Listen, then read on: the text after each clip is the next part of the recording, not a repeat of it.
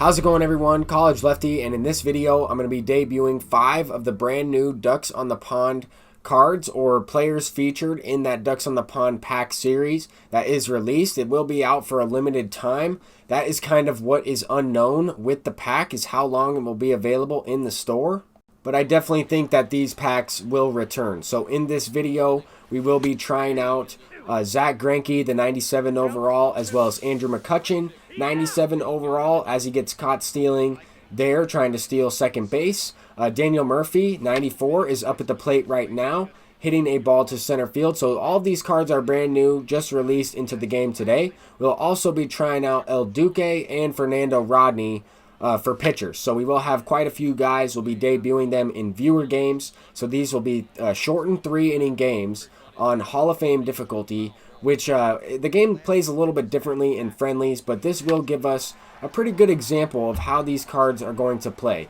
Keep in mind that the innings are shortened, so the pitchers won't have as much stamina, and the pitches might not break as much as they would in a 9-inning game due to that. So with that being said, I think that this Zack Greinke card is very good. I was talking about a version of Zack Greinke, or a better version of Zack Greinke, throughout my stream the last week or so. I was talking about if they released a brand new Greinke, then I would pick him up. I did not think that he would be included in this Ducks on the Pond series, as I thought we would have a lot more hitters, the players that I kind of predicted, or the players that were given clues. I was able to kind of pick and choose who I thought they would be and predict some of those correctly. So we're trying some of those cards out, and these cards are very good. Greinke, the best thing about him is the fact that he has a sinker as well as a looping curveball, but that's kind of like a 50-50 pitch. If you miss over the middle of the plate when you're facing a guy like Willie McCovey, he will make you pay for it. But we're going with Rodney. The thing about this card is he has outlier, so he might be better, and I think is in fact better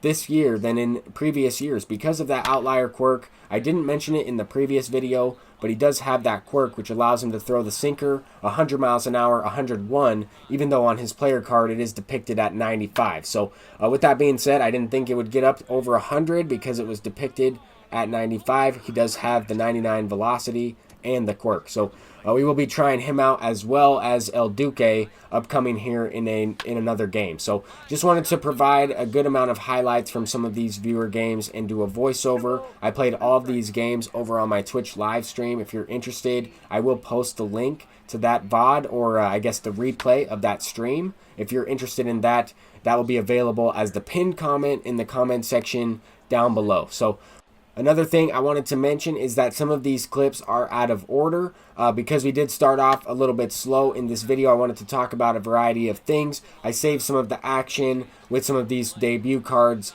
up until right now. Now we have tried out Zack Greinke, but here Andrew McCutchen is hitting a no-doubt home run to give us the lead. We're going up against Danny B. A lot of great players matched up with me over on the Twitch stream. I use a random generator to select a person that types in the keyword, and we play a 3-inning game on Hall of Fame. Also, if you're watching over on Twitch, then you are redeeming channel points or earning channel points, and that will also allow you to play a 3-inning game or even a 6-inning game against me. So if you're interested in that, definitely check out the Twitch stream. But so far, we are trying out Andrew McCutchen. We hit a home run with him. This was actually my very first at-bat with him. Ground out to third base, hit the ball pretty hard. First at bat with Daniel Murphy, even though this is the second game, you saw him fly out to center field. This ball was a perfect fly ball on a curveball low and away that he hits out for a home run. I definitely think that that card is going to be good, and is very good because of his high contact.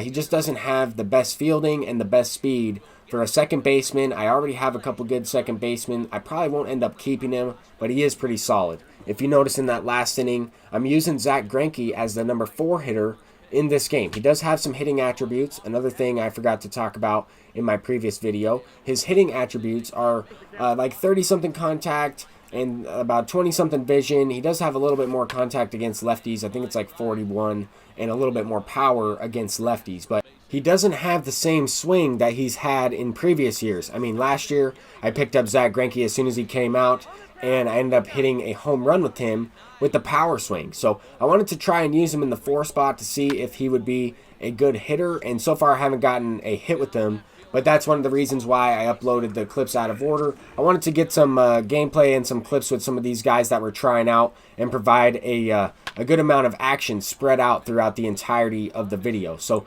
in the first couple at bats with McCutchen, I hit a couple hard ground balls. We did hit the home run, but that was a little bit later. So that kind of makes sense. I'm trying to clear some of that up as well, because you can see that the players have a certain batting average. They might be getting worse. They might be getting better. The batting average and the stats will fluctuate. So here we do have Andrew McCutchen leading off as well. I wanted to mention that. I'm using him in the leadoff spot with Daniel Murphy in the number 2 spot. This probably wouldn't be where I use them if I were to use them in ranked seasons, but for viewer games, I'm trying to get them as many ABs as possible. Here we get a perfect line drive out with Daniel Murphy. Squared that one up, just hit it right to center field. It's unfortunate. In this one, we're using Duque on the mound. So at first, I was having a little tough time locating with them. I'm trying to nitpick the zone because I know that if I throw a pitch over the middle, he doesn't really seem that deceptive. He doesn't have anything that's overpowering. He doesn't have anything that's upper 90s or anything that's going to really throw the hitter off, I would say. His best pitch is probably that slow curveball, and that is kind of a 50-50 pitch that I don't really want to use a lot. He does have the sinker, but we're playing against good players as well. I mean, we're going up against Will Doolin in this one. All these guys that I play against over on Twitch are very good. I mean, I have yet to really play anybody that I felt like is bad at this game. You guys that watch the content, you guys that watch the videos and the streams, you guys are always looking to get better at the game and improve. Here, I know that Will was giving me this out. We actually got frozen with Buster Posey on that rundown, so I wanted to include that because it's almost like a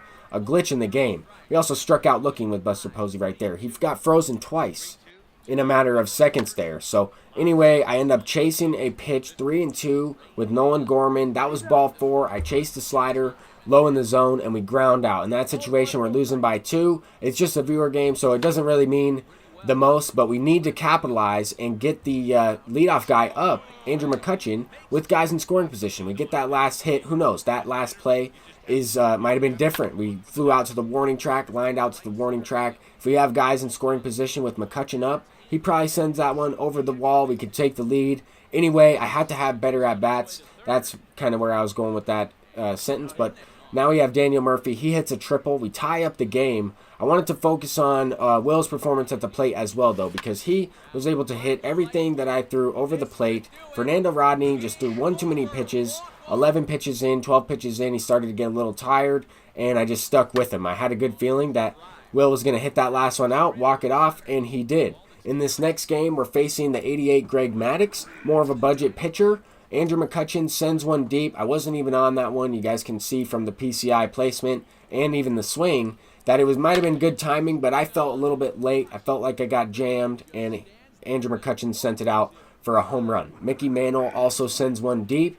So we have Zach Greinke on the mound in this one again. I'm looking to pitch with Fernando Rodney in relief. That card is very effective. In years past, I got absolutely shelled with Fernando Rodney. This year, he might be one of my go-to pitchers, one of my go-to relievers when I do go to a reliever, because that's kind of a rare situation as well. I don't really like using relief pitchers in this year's game because of the stamina, because of the way they pitch, and the fact that you have to face 3 batters no matter what. I like using starting pitchers, guys that I can use for longer periods of time, and maybe use the relievers for 1 inning or a couple batters in the middle of an inning to end the inning. But anyway, that's my strategy. That's kind of how I like to play the game, since you are able to use starting pitchers in relief in this Ultimate Team mode this year. So with that being said, Andrew McCutchen is ripping another base hit. If you're wondering how I got some of these guys, you can take a look at my previous video. I don't want to spoil that if you haven't seen it already. We have a bases loaded opportunity with Zach Greinke, and he flies out to left field. That one was a pretty good swing. Just good, right to left fielder. Doesn't have enough pop to send that one out. But that was my main goal for the stream, was to try to get something going with Zach Greinke to see if he could hit. I knew that Andrew McCutchen was going to be pretty good. I'll probably end up keeping him, depending on what his price is going to sit at, because I've always liked Andrew McCutchen. He has a very quick swing, even though he has a one-handed swing from the right side, which is not really the type of player, the type of swing that I like to use. I'll still use him because it's a very quick swing. It's very similar to Byron Buxton, in my opinion. Some people might disagree, but I think it's kind of close to Buxton. I think that a lot of these cards that they release are very good. I think that if you pick up some of these budget diamonds, like Dave Kingman, Salvador Perez, some guys that I didn't necessarily try in this video, they might be effective. I think for tomorrow, during the stream, I will try out some of those guys. Salvador Perez, Dave Kingman, a few of those other lower tier base round diamonds that are released in this Ducks on the Pond pack series. I want to try them out. I mean, no, I won't use them on my ranked seasons team all the time, but I do want to try some of those cards out just to provide some gameplay in viewer games with you guys. And that's another thing. I will be doing this type of thing yet again. So we're trying to close it out with Zach Greinke and Fernando Rodney against Solar Panda here. These last couple of swings from Solar Panda, I felt like I got pretty lucky. A couple of the swings I earned for base hits, I felt like I got a little lucky. We ended up closing that one out 6-0. I felt like that game probably should have been a little bit closer, but thanks to everybody for tuning into the stream. I'll see you in the next one. Peace out.